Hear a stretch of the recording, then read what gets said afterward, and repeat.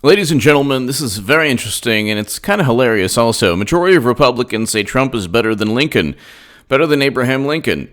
So, I love President Trump. I think he's fantastic. I don't think he's better than Abraham Lincoln, but then again, I don't think there are no presidents that we're going to have that are going to be better than Abraham Lincoln. That's a whole other story. For a lot of reasons. The times make a president.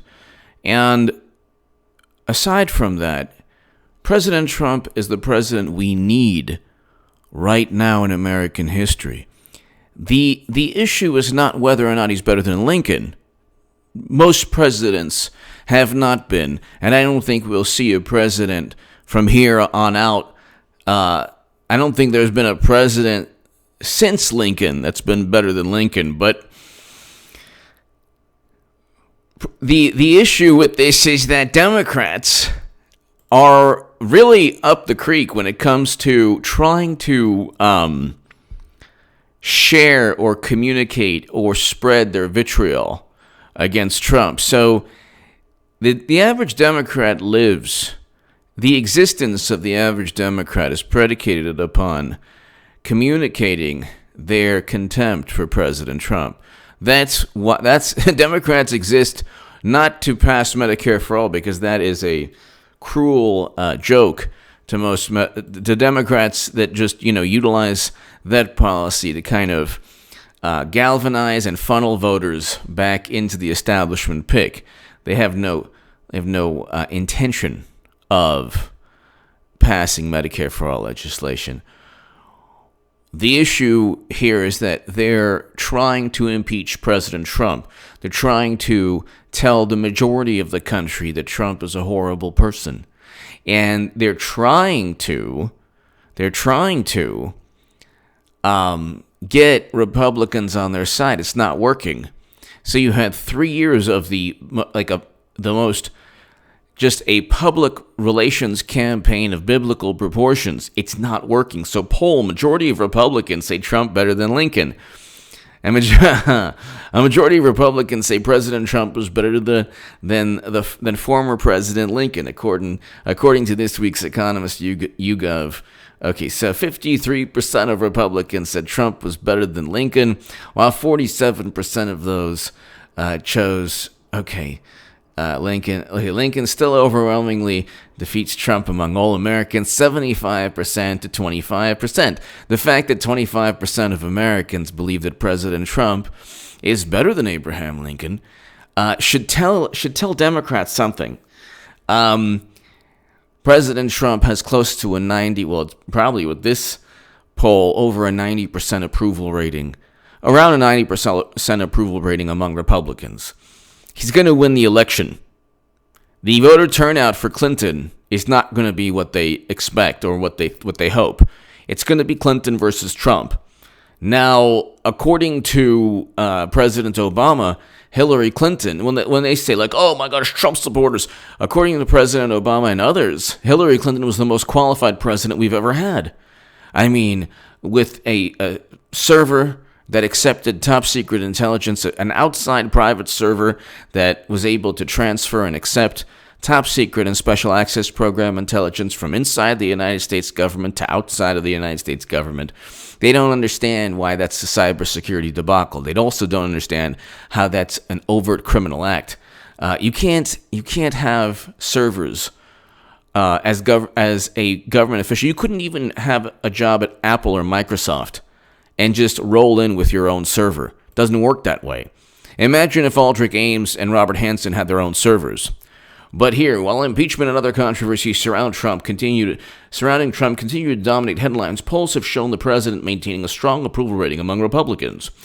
In fact, 87% among the GOP either somewhat or strongly approve the job he's doing. So it's not just people like me. Look, you go from Bernie Sanders to President Trump easily.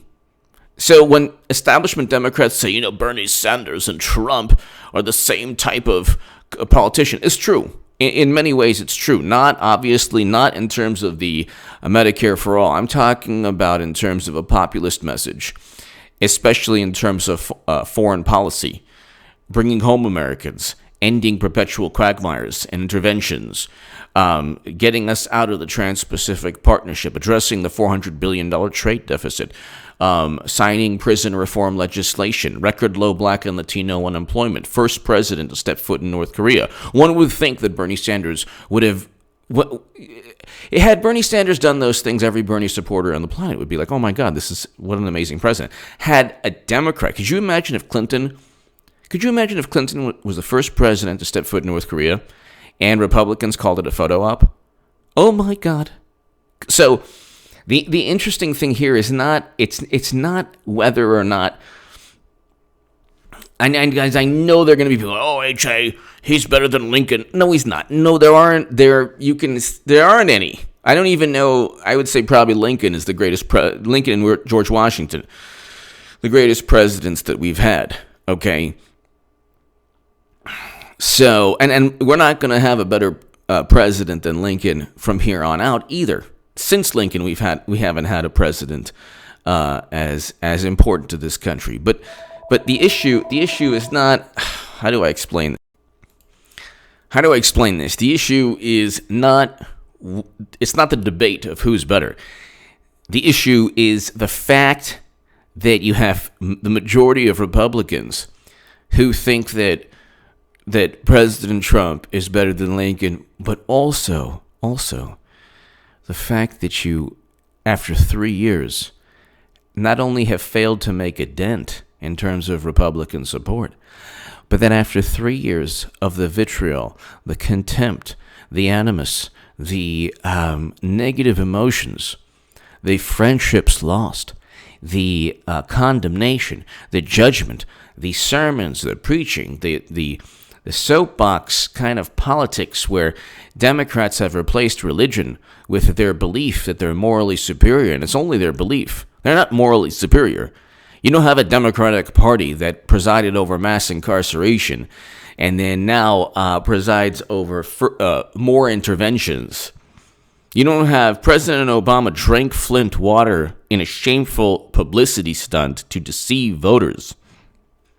He engaged in a failed NATO intervention that destroyed Libya. We can go on forever. Standing Rock took place under President Obama. All the horrendous things they blame Trump of engaging in happened under President Obama, in many cases worse. We can go into that, but we don't have to. You can just look at the record. The historical record shows that under President Obama's administration, they engaged in behavior that was the antithesis of their alleged value system. The problem is that they're losing the public relations battle, and they have everything at their disposal. They're losing. They have the entire media. When they say in their petulant, vindictive manner, malicious man, we've tracked Trump has told 5,000, 15,000 lies. It's like the equivalent of an 8th grader that wants to torment a person in his class.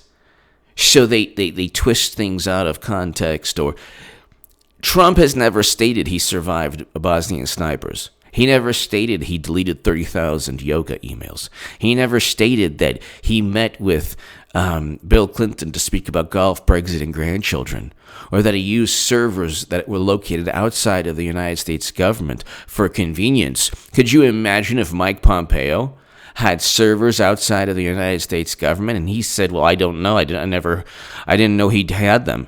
They would have accused Trump of writing love letters to Putin through Pompeo's servers.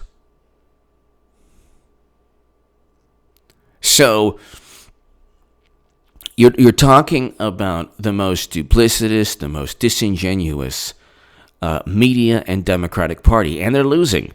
So when Trump, shares a photo of himself on Rocky's body, they don't know how to handle it. They don't know how to handle it. They're trying. They devoted their lives. Do you understand? They have devoted their entire lives to trying to denigrate President Trump, and it doesn't work. They have devoted their lives to denigrating Trump, to undermining his administration, to trying to disparage him. It doesn't work. And now you get this. Most Republicans think he's better than Lincoln. And still Democrats don't understand why people vote Trump. If you're a person like me, you are voting President Trump, and you you can look at Tulsi Gabbard and say, hey, that's a good candidate right there, because you want a candidate with foreign policy that's the antithesis of Max Boot and Bill Kristol and the interventionist foreign policy. Plus, you get President Trump going after James Comey. I don't think Tulsi Gabbard would do that. So you get a lot with Trump. Plus, everyone that cheated Bernie Sanders, the DNC, Trump, his existence dismantles the Democratic Party slowly. They're wallowing in their misery, in a cauldron of contempt and vitriol and misery. They don't know what to do. It's a pathetic and beautiful sight at the same time. They don't know why people vote Trump, and their little club of contempt is dwindling. Like, the more and more people are like, you know what? There's nothing to see here. This isn't really, it's not a good thing. Getting retweeted by, your favorite liberal, or, just harping on how he's immoral when you can't call Trump immoral if you think Bill Clinton is a great guy. You can't call Trump immoral if you think President Obama, his foreign policy was a success. You can't. There's nothing that Trump has ever done as bad as Bill Clinton, and a litany of, relating to women, a litany of controversies, and almost certainly criminal activity. And there's nothing from a foreign policy perspective, or any perspective, as worse as a NATO intervention that destroyed an actual country in Libya. There's nothing that he's done. They simply don't like his personality, and that's what the issue is.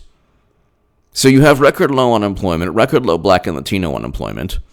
You have the founder of BET, a billionaire, who stated that Trump's going to win.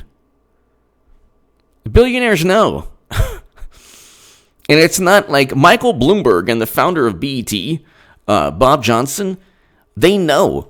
Why do you think billionaires are saying, yeah, he's going to win? Because they're smart enough to make $1 billion. And they also know Trump's not going to win. He's going to win not because he's a billionaire. He's going to win because the economy is at historic levels. You have record low unemployment and record highs in the stock market, and you have 500,000 manufacturing jobs, and you have household median income that's up. You have wages rising. You can look at the statistics. Go to the St. Louis Fed. The unemployment rate for Hispanic and Latino men is below the national average. It's never happened under President Obama or President or Bush. And so you have this nonsense where people are like, oh my God, Trump, he's breaking norms, our democracy. No, they have concluded that their version of American democracy is tied to their sensibilities. So I'm trying to convey something here. The issue is not whether Trump is better than, somebody on Mount Rushmore, or, an American icon, or a legendary president. The issue is that most Republicans feel that way, and Democrats don't feel that way about anyone in the Democratic Party. They don't feel that way about anyone in the Democratic Party. Certainly they don't feel that way about Clinton. And you are going to see the most unhealthy public relations spin, not aimed at the country. Oh, it'll be aimed at the country, and most Trump supporters won't care. I won't care. Independents won't care. Nobody will care. It'll be aimed directly at Bernie Sanders voters. Democrats, you better vote for Clinton. This is not a popularity contest.